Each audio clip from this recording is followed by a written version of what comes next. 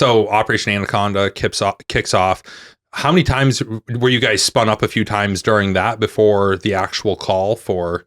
No. So you're waiting. So that's where we kind of get up into, March 3rd, 2002. Where were you when the call came in, and how did you first understand the mission? Pretty much, I'd just gone to bed, so I'd just been up the whole day. Just took my socks off, boots off. I think I was like, shut the lights off in the tent, because that was a big thing. We slept with the lights on in the tent because something's going to happen forever. Mm-hmm. And I went over one night, and all the squad leaders and platoon sergeant PL and medic and FOs and RTOs were all in the tent with the lights off. And I was like, are you fucking kidding me? You want us to sleep with the lights on, but you're going to sleep with your fucking lights off? No. If you fucking do it, we do it. And I'm a big, if I'm doing it, you're doing it. If the boys are doing it, I'm doing it. Yep. So I went in the tent and I shut the fucking tent off, and someone's like, what are you doing? You can't shut the lights off. And I turned it back on. I was like, you shut the fucking lights off or you do fucking push-ups. We're shutting the fucking lights off tonight. I'm getting some fucking sleep. Mm-hmm. But Sergeant, I'm like, I don't fucking care. And from that night on, we never had the lights on again. But we just shut the lights off that night. Lights turn on. I was like, what the fuck? Who turned the lights on? You know, you have those shitty roommates or whatever you have. Because we had like fucking with you. 50 people in a fucking tent. That was fun.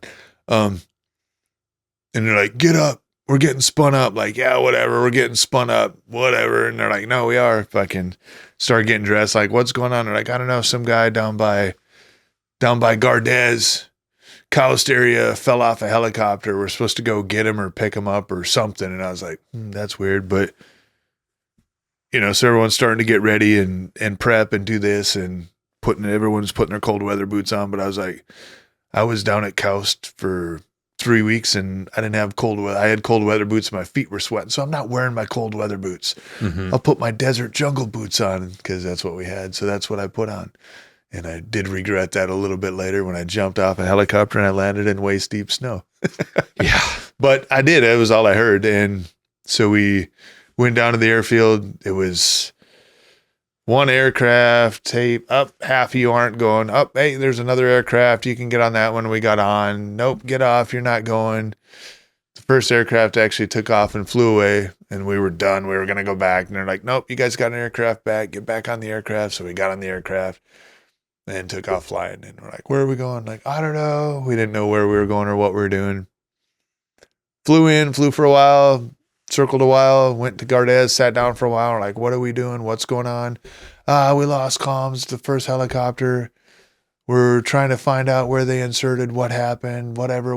All right, hey, we got comms. We're going in again. It was all broken pieces. And then, so you didn't even have like a grid yet or a frame of reference on the map or anything? No, we didn't even have maps. There were no maps. You had the big SSE map of all of Afghanistan in case something happened. I'm like, I don't even fucking know where I'd find myself on this map. But yep. Had that. Flew in when we were flying in. They're like, hot LZ. We're going in hot. I'm like, okay. You know, and going in. Did you believe it at that point? At that point when they're saying hot LZ, are you still going like? No, but I was like, we're fucking going in. It's going to be, you could tell by then. That it was serious. It came out that there were first aircraft went in.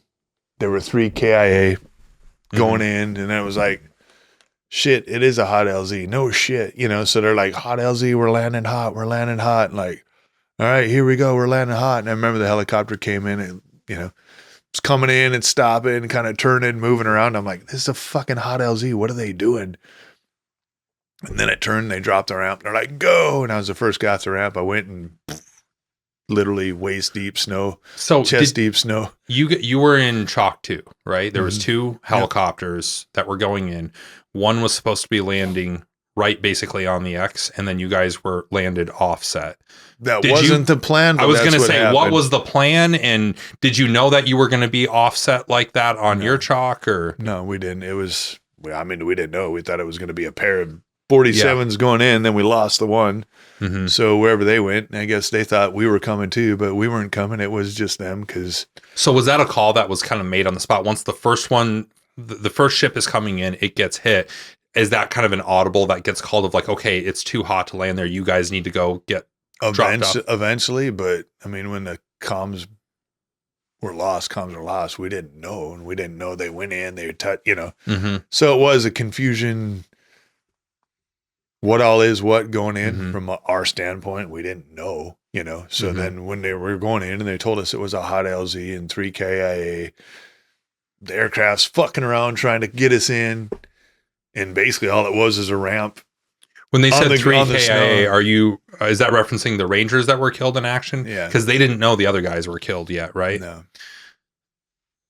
So, yes, what was that? When did you guys find out that there was now, okay, not only is it a hot LZ, but there's also Americans that have been killed in action? When we were coming in, they said 3 KIA. And I don't know. I mean, it was weird. I knew one of them was my best friend, Kroos. I knew it. I'm like, yep, it's Kroos. How'd you know? Don't know. Yeah. Odd superstition, I guess. I have intuitions with some things. Not everything in life, or I'd be a millionaire, but a lot of things I did, I found out, and even multiple deployments after that, guys are like, how the fuck? I'm like, yeah, I just do. I had PLs that are like, if Stebner calls it, let Stebner call it. And if he does, go with it, because I haven't saw him call something wrong yet. And it could be as stupid as just going on missions. And I'm like, yep, tonight's going to be a night. And guys are like, what? I'm like, yep. And come back. They're like, tonight was a night. And then I even had a first sergeant once who's like, don't you think you doing that? You forecast what's going to happen? I was like, nope, because it's not me that fires the shots first. Shots are fired first, and then shots are returned. But other than that, no, we don't provoke. I don't poke. I've never done that. I don't promote that, and I will never do that on a single target that I go on. People are people, and fair is fair. You fuck with us, we'll fuck with you. If you're not going to fuck with me, I won't fuck with you. Can pick up a snake, don't fuck with the wildlife. Yeah. Wildlife won't fuck with you. Well, if you go fuck with the wildlife, it's going to fuck with you. And you can actually do things and have silent targets and actually do targets and have targets happen with not even a shot being fired on target. And that's actually respectable too. Like, you can come in, be, the cool guy shooting rounds, doing this, doing that, but it's cool to come in too and be silent, and you woke up, nobody in the house, and you've already got your target handcuffed and hooded and ready to go. And no, the other side of the house doesn't even know that somebody's already taken yet. So, yeah, I mean, this is something that I think people are surprised to hear about when you're like, they think guys that are in special operations or Rangers are probably getting in more firefights. And I'm like, no, I think the guy that was out doing presence patrols in downtown Baghdad in the daylight was probably getting in more firefights than we were. Cause it was, you got to a point, especially later on in the war, where everybody, there was, you had privates with 2 deployments under their belts, like it was so, people were so experienced. You didn't really get considered to be a team leader until you were about 4 deployments, and maybe 3 if you were really shit hot. The force was so experienced at that point that you would go on a target. And I still very vividly remembering that dawning on me of how ninja this stuff was, when you go and you have people climb and there's a top down clear, there's a primary entrance clear, and then there's a black side clear, back side of the building coming in, 3 different entry points. None of them are explosive, and you're getting to the guy that you need to get to without a single shot being fired, without bangers being thrown, without any of that sort of stuff. And you're literally waking this guy up. Yeah. That is the most, like you said, that's far more impressive than going in and just immediately provoking a gunfight or broadcasting that you're coming in so that you're hoping that you can now go kill a bunch of guys. It's a totally different thing. But I think, again, that's one of the things that probably is very surprising to people that make assumptions about what that line of work is like. And it's a little bit different. But so you guys are now on your way back in.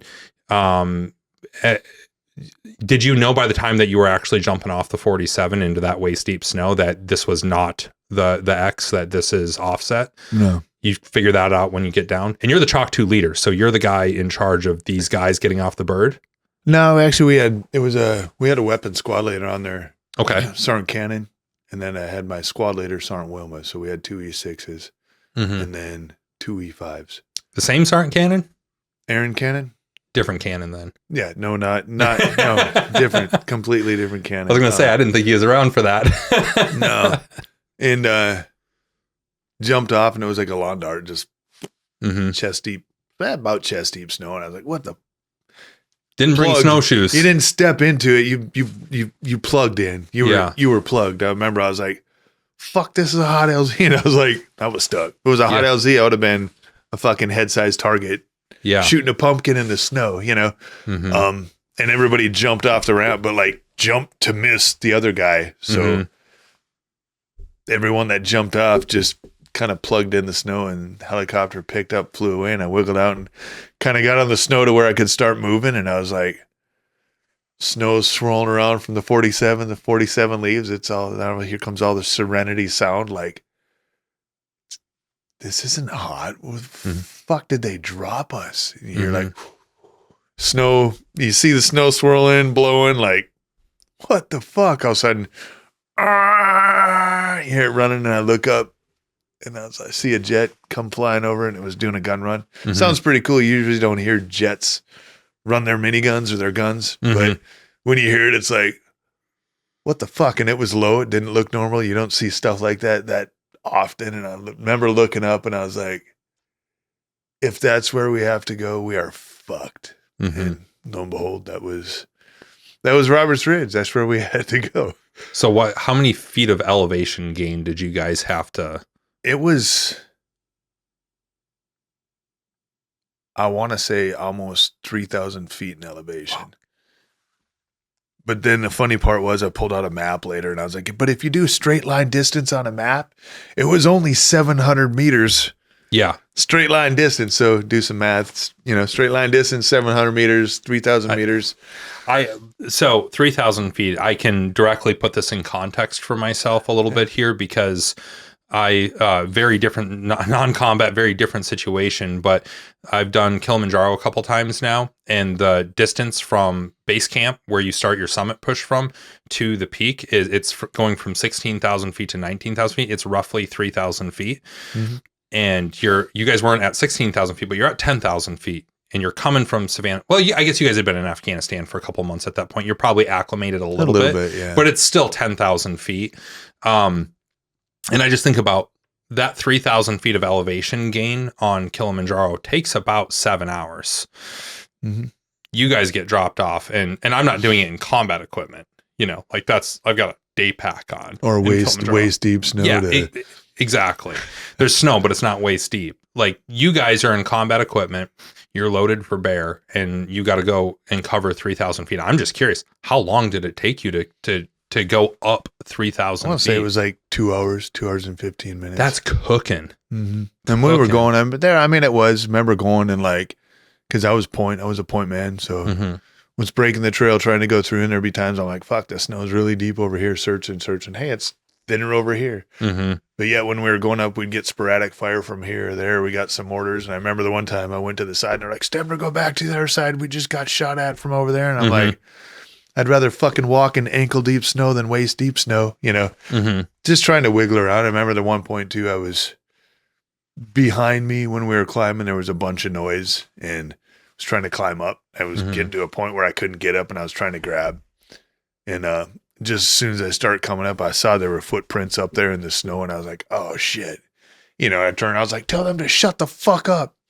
And it was one of the squad leaders like, what? And I was like, there's fucking footprints up here. I'm going to get shot in the fucking head because you're back there fucking screaming. Let's fucking go as we go. It's not like we were covert and you didn't know we were there, but really let's think how we are moving up here and how we are doing this. Cause I'm the point man. I'm the guy fucking looking around the corner and looking through the bush that will be the first one to get shot in the head when we're coming up, but, and then we went and they made, the call came like, hey, go ahead, drop your plates. We need to get up there faster. They said we can drop our plates, the body armor plates. So people threw their plates. I remember seeing them throw the plates, and I was like, God, those are expensive ass Frisbees. Because it was the whole thing to throw them so they hit the rocks and break and couldn't be used. But I never threw mine, and neither did my squad leader. And when people asked why, I'm like, I don't know, just something told me I'd get back and they'd make me pay for it. So I kept my plates. I saw Black Hawk Down. Well, I did. I kept my plates, and then I had, because we had, everybody carried the 7 mags on them, but I had 7 mags plus more mags plus a 7 mag leg holster carrier. I think I had 8 frags. And I carried excess loaded for bear then, and yeah, that was that. And people were like, "Really, you carried that much stuff?" And I was like, "Yeah." And kind of over time, people, in the regiment, things did kind of get slimmed down, looked at this, looked at that. And I'm like, we do PT. We do PT to carry the standard. You can do PT and carry a little bit more. And you can carry more. And if you have to fucking cut away. But you really don't want to get there short and not have enough. And yeah, that day we were able to pull shit off the helicopters and the aircraft or whatever and salvage. They had speed balls of ammo in there and this and that. But yeah, I mean, we used it. And yeah, glad I brought what I brought too, because I used it and used others. So better to have and not need than need and not have. You guys are going up and you're taking indirect fire, you're taking mortars and some small arms fire. Yeah. But it's not probably effective at that point. No, it wasn't. I mean, couple little cracks here and there, but nothing to hear the crack of the sound. Did you, I mean, as you're going up there and you just talked about all the ammo and grenades and everything that you were carrying, did you feel prepared at that point with like what you were walking into? I mean, I think not just from do I literally have the stuff on me, but mentally prepared, training prepared, all of that. Did it feel like were you confident going into that? You know, I never thought of it like that as a question, but I'd say, yeah, stupidly. Yeah. I'm like, fuck it. Whatever it is, I can do it. We're going to do it. Cause it's kind of the, not like, oh no, I'm not ready for this because of this. No, I mean, yeah, here I am in desert suede jungle boots in the mountains in waist deep snow. That wasn't even a thought in my head. I'm like, oh my God, I have the wrong shit on today. And actually I didn't even have any snivel gear because where I was in Koust, it was warm. I didn't have any cold weather gear on. I had Nomex gloves, body armor, and those desert boots. And yeah, that's what I had for the party. Yeah. And I guess you can't really, it's not like you train or rehearse for something like this. It's just, it's really just movement to contact, right? Yeah. You're just doing a movement to contact drill, and except the contact is real. You're moving. If you keep moving, yeah, you're dry. I mean, it got up there. Once things started to slow down for the day and the sunset and the wind picked up, yeah, it got cold. I remember, and sitting there, I remember they came by and they're like, hey, Stebner, here you go. And they threw me a black fleece jacket. And I'm like, what's this? And they're like, oh, they wanted you to have it. And I was like, what? Yeah, they wanted you to have it. I'm like, who? And they're like, just put the jacket on. And I was like, all right. Push my hand through, and as soon as my hand comes out, it's covered in blood. And I remember I was like, really? They wanted me to fucking have it, or it's my choice to have it now? That's brutal. Whatever. It is what it is. I wore the jacket. And then people were like, whose jacket was it? I was like, I don't know. I didn't even care. Didn't even look, didn't ask. One of seven guys. You really don't care. You don't ask. You're like, yep, I understand the point. And I'll wear the fucking jacket. Well, once I guess I want to move from your, like I said, taking sort of like ineffective fire, indirect fire on the way up. And then I guess, what did you see, hear, feel when you first made contact? Like you're taking effective fire. Like now you're in the firefight, you're returning fire. Like what was that like? What was different? Cause when we had a little pause, cause we didn't link up yet. And that came when we linked up, I guess. As we finally linked up with the other chalk that was up there when we got there, and that was kind of delayed because we got there and we were waiting for the rest of everybody to crawl up, get up. And I remember I'd just gone up to my roommate and I fucking laid down beside him. He's like, I wouldn't fucking lay there. I was just getting shot at from there fucking not long ago. And it was pretty effective. So I moved over here. I'm like, okay, hey, nice to fucking see you too. Finally made it, buddy. And it was like, cool, we linked up, And did you see the down bird at that point? Yeah, it was, you could see it. It was there. It was right there. I mean, you didn't go far from it. Yeah. I mean, was that surreal to come up and you're like, holy shit, that's a 47 parked in the snow? Not really. I mean, it's a 47 sitting there. It was like, yep, there it is. It wasn't like, holy shit, that got shot and fell, nothing like that. And what was real is like, hey, this isn't secured. Those bunkers aren't cleared. There's still guys up there. We're going to fucking assault across. And it was like, what? We just fucking got here. We don't get a break? No, there was no break. Get up and get ready. We're going to put support by fire from here, and we're going to sweep across from over there. And I remember I got up and took off, and I was like, yep, I'm up. He sees me. I'm down. I was going to say, this is stupid. I'm up. He sees me. I'm down. I'm up. He sees me. I'm going to get fucking shot. I'm not doing this shit anymore. And you change some long life tactics and what they tell you to do. And like, I'll be faster being up, moving, as fast as I can, which isn't fast, Mm-hmm. but at least if I'm up and I'm moving and we're all shooting and keep shooting and keep shooting when we're moving, at least I'm up, he sees me, I'm down, kind of twisted back with speed, security, suppression.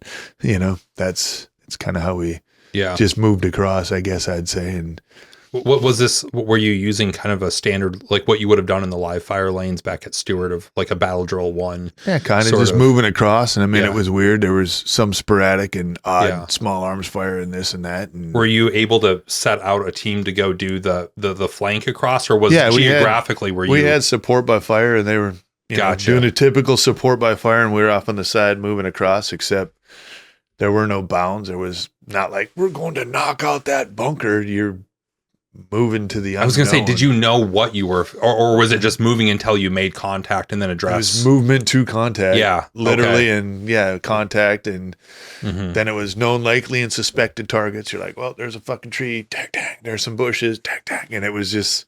Yeah.